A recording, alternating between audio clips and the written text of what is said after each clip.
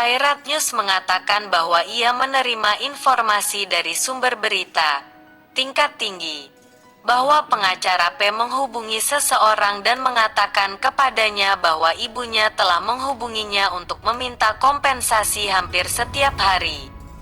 Pengacara dengan jelas menyatakan dalam perjanjian bahwa jika ibu tidak berhenti percayai tim hukum ini, tidak akan menerima kompensasi apapun. Bahwa tagar semangka harus diperlakukan dengan adil.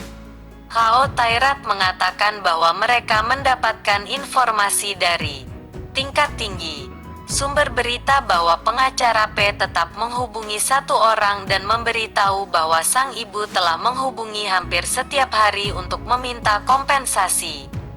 Pengacara menyatakan dengan jelas dalam kesepakatan bahwa jika sang ibu tidak berhenti mempercayai tim hukum, dia tidak akan menerima kompensasi.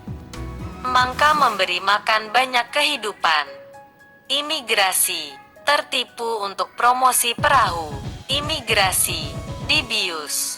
Akhirnya sampai pada titik menyakiti. Jatuh ke air tidak membantu sampai tenggelam.